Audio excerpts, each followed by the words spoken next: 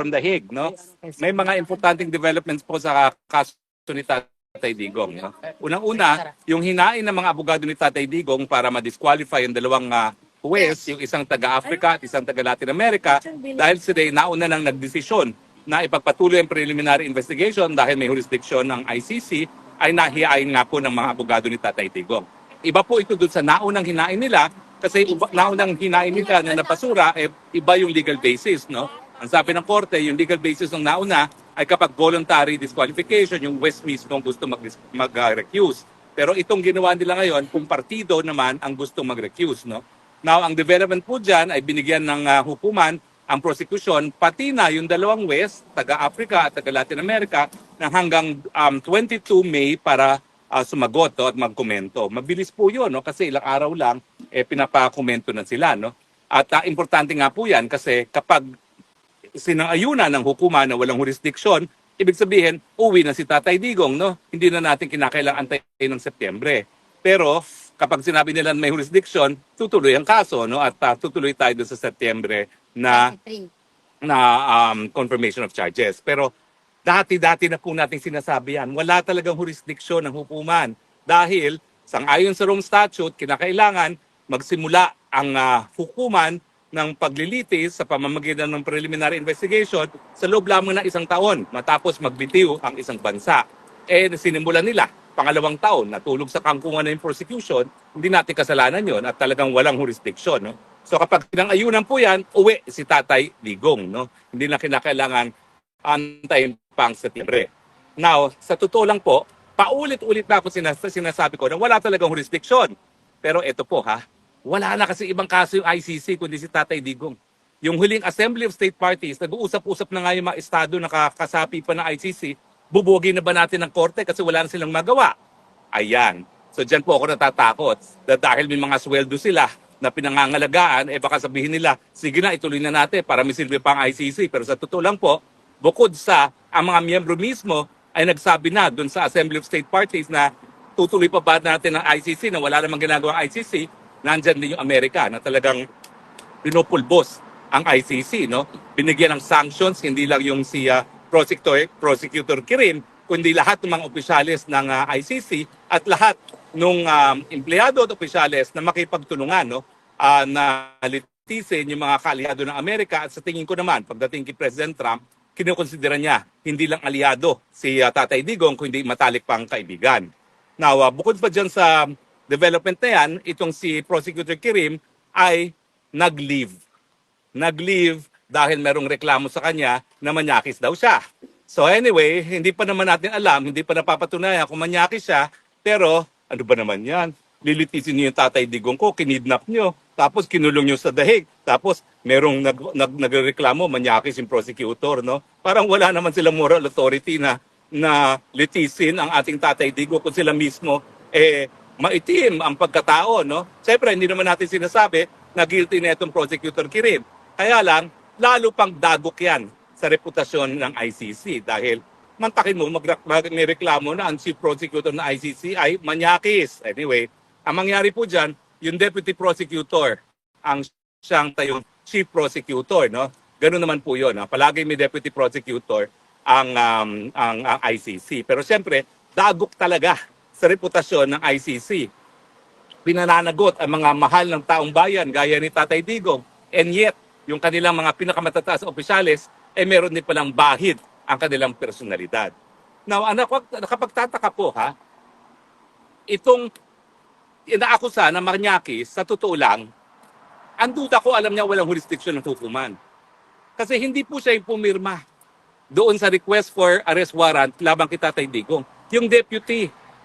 Ang pinagtataka ko, as if naman marami silang kaso, konti nga lang kaso nila, no? Bakit ang pumirma yung deputy prosecutor? Ang duda ko, gaya natin, alam niya wala ng jurisdiction ng ICC. Kasi nga, yung pinalitan ng chief prosecutor, actually yun, galit ang mga kapwa, babaeng Aprikano yan Tapos, galit na galit sila dyan sa Aprikanang yan dahil nga, pinupuruhan lang yung kapwa niya mga taga-Aprika. Anong ginawa? Para masabi na hindi lang Aprikano ang aking pinupuruhan, ayun, kinasuhan si Tatay Digong. Oo nga naman. Sa lahat ng mga kaso na sinampa niya, lahat Aprikano plus Digong Duterte. Pero kung talagang siya mismo ay kumbinsado na meron pang jurisdiction ng ICC, bakit hindi niya pinirmahan? Unusual po yan, ha? Dahil konti nga lang ang kaso ng ICC, normally yan, yung prosecutor ang pipirma. Pero hindi, yung kanyang deputy prosecutor ang kanyang pinapirma. So anyway, yan po ang ating latest updates from The Hague. At ngayon po, 6 to 8 days. Patuloy pa rin ang mga pagdaloy ng tao rito, pagbisita kay Tatay Digong. If the petition or motion daw to disqualify both judges will be approved, and then also the motion for the jurisdictional challenge will be approved, makakalabas ba immediately si tatay or may motion pa o mahaba pa Well, proseso? unang-una, re-resolbahin muna po yung motion para ma-disqualify. Okay. Kapag na-disqualify, papalitan. Okay. Kasi meron namang second chamber ang pre-trial division, no, ng ICC.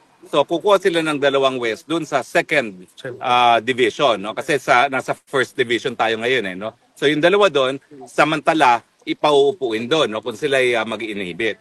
At ang aking prediction naman, hindi naman sila magpipilitan umupo. Okay. Kasi masama naman ang magiging reaksyon ng tao sa kanila. Bakit sila nagpipilitan? Eh, totoo naman, nagkaroon na sila ng nauna ng desisyon Okay. na merong jurisdiction na hukuman. No? So, yun po. No? Pag nabuo na yung tatlo, kapag na-approve nga yung disqualification, tsaka pa lang sila magdedesisyon pagdating doon sa issue ng jurisdiction. Now, kung hindi ako nagkakamali, kailan nga mabinigyan ng ang prosecution na magkomento doon sa lack of jurisdiction? Parang Hunyo A1 ata, no? Parang Hunyo A1, kung hindi ako nagkakamali, yung binigay na panahon para sumagot yung prosecution doon sa ating motion na walang jurisdiction ang ICC. Pero attorney, also the prosecution is asking the court Oo nga pala. Oo. Alam nyo, Yung- binigyan na kasi ng final deadline ng hukuman yung presentation. bibigay abiso kung sino yung mga tatayong testigo kay Tatay Digong. Oo. Ang sabi nila, hingi pa rin sila ng panahon dahil hindi pa nila napapangalagaan ang safety daw ng mga witnesses. Eh dapat wag na pagbigyan yan. Mantakin ninyo, 6 to 8 days na nakakulong si Tatay Digong, di pa niya alam kung ano yung ebidensya laban sa kanya. Di ba lahat tayo, we have a right to confront our accusers? Eh bakit 6 to 8 days na ayaw pa rin nila ilantad kung sino yan? Siguro kaya ayaw nila ilantad, alam nila mga sinungaling. Di ba? Ano kinatatakot nila? Meron daw banta sa buhay. Anong banta sa buhay? Bangag ngayon nasa Pilipinas na nagpakulong, napakidnap kay Tatay Digong. Susuportahan nila talaga at poprotektahan nila yung mga nagsisinungaling na testigo laban kay Tatay Digong. O, di ba?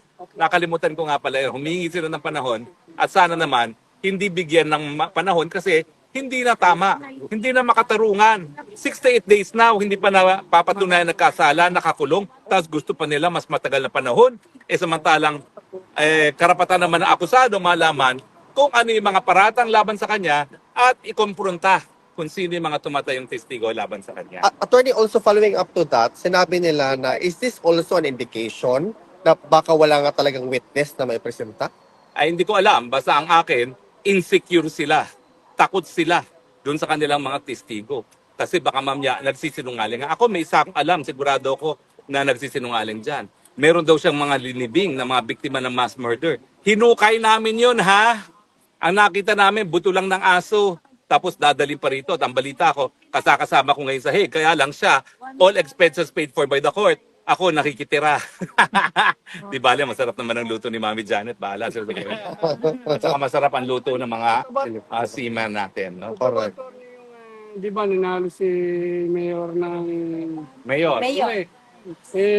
narinig namin sa news na siya pinahintulutan ng government ng Netherlands na manumpa sa embassy natin.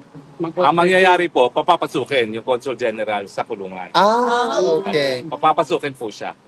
Pero hindi po pwede ipagkaitiyak. Kasi hindi pa naman po napatunayan nagkakasala si Tatay Digong. So, at saka, wala po sa Rome Statute to disqualification from public office. Wala pong ganung parusa sa Rome Statute. Attorney, on a different note, sabi nila, there's a question raised na with regards to the prosecution team ng impeachment case ni Vice President Inday Sara. Sabi nila na from 19th Congress to the 20th Congress, dapat daw magkaroon ng plenaryo muna at aprobahan kung sino yung magiging bagong membro ng prosecution with respect to Attorney Jokno and Attorney De Lima. Pwede ba yung attorney na adopted na sila immediately? Hindi, dadaan at dadaan sa plenaryo yan. Okay. Unang-una, meron pang mga nalalabing araw itong Okay. 19th Congress. Pwede lang gawin yan kasi parang may 5 araw silang magpupulong pa, no? Magkakaroon ng session. O pwede rin sa 20th session na. Kasi ang sinusundan natin ng Amerika. Nangyari na kasi ito na yung impeachment ni Clinton, sinimulan yung impeachment sa isang Congress, pero yung trial sa kabilang Congress. Okay. So para sila yung maging prosecutor, pwede naman sa 20th Congress sila ma-appoint ng plenaryo ng 20th Congress. Pero bakit binalita na nila na magiging parte sila ng prosecution without even having a plenary first? At least malaman natin dahil alam naman natin puro boka lang ngayon. Talaga namang bilang ng mga araw nila na humarap sila sa hukuman. Okay. Tignan natin kung ano mangyari sa kanila. 'Di ba? Ako, tuwan-tuwa ako na yung mga nagmamagaling ang tatayong prosecutor dahil wala pong mga masyadong trial experience sa mga yan, sa totoo lang. De Lima was an election lawyer. Si Jokto, di ko alam kung ang ginagawa niya sa buhay niya. Yung nakakahala ng attorney, ano masasabi sa naging resulta ng hala ng senador? Yung ba may katotohanan ba lahat yung mananalo na yun? Hindi. Well, bilasura ang mga kandidato ng PFP, na kandidato ni Marcos. So ako, happy na ako doon. Dahil ibig sabihin, kangkungan ng Marcos. At siyempre, sa panig naman natin, 5 nakapasok. No? Ang importante, meron na tayong 5 na tututol sa impeachment. Si Robin Padilla, kinakailangan na lang ng 3 pa. Ay marami. Marami naman tayo pagpipilian. Si Mark Villar, yung 2 Estrada, yung 2 Cayetano, yun, 5 na yun. Meron Joel Villanueva pa. So sa 6 na yun, siguro yung 3 makakakuha tayo ng 3. Actually, on another note, sabi ni VP Inday, she made a statement that she is very much happy to go to the impeachment proceeding kasi nga she wants bloodbath. Do you have a reaction to that statement? I support her. Dapat talaga umagos ang dugo dahil sa kawalangyaan nila. Diba? Ako nga winawalangyari nila. Gusto ko rin ng bloodbath. Kung nandyan ako, 2 kami magba-bloodbath. Okay? And your reaction also, attorney, recently, sinabi ni President Marcos, can we be friends? Magkabati na tayo. Is that with respect to VP Inday? Well, of course, I will allow VP Sara to address that. Pero kung tatanungin mo kami, ang sagot ay, nek-nek mo, pagtapos mong kidnapin si Tatay Digong, makipagbati ka, nakawin mo uli dito si Tatay Digong, iuwi mo. Baka po pwede pa magkasundo muli. Otherwise, go jump into the lake. Diba? Okay, maraming salamat po sa inyong patuloy na tagkilik. Ito po ang yung inyong spokes ng bayan, reporting live from Shevenigan. Hindi ko ma-pronounce yung tak na pangalan na yan. Havenigan. Havenigan Detention Facility from The Hague. Ano, okay ka pa ba sa follow-up question? Meron pa pala. Meron pa follow-up Ay, di question. pa naman ako nagpapaalam. With respect sa hindi pagdeklara ng 2 party list, Duterte Youth at also BH party list, what's your reaction to that? Siyempre, kakampi natin yan. Kaya talagang hahadlangan nila. Ang Duterte, mantakin nyo, number 2. Kasi talagang tatak Duterte. No? Siyempre, yan ay 4 na boto pa rin yan para sa minorya. No? Kaya gusto nilang ma-disqualify. Garapalan po yan. Pero tingin ko naman hindi sasang-ayunan yan ng hukuman. Okay? So salamat po ha. Hanggang sa muli. Nandito po actually pero bukas na siguro siya magre-report, no? Oo. Anyway, maraming salamat po sa inyong patuloy na pagtangkilik. Ito po si Spokes Harry, reporting live from The Hague. I love you, Philippines!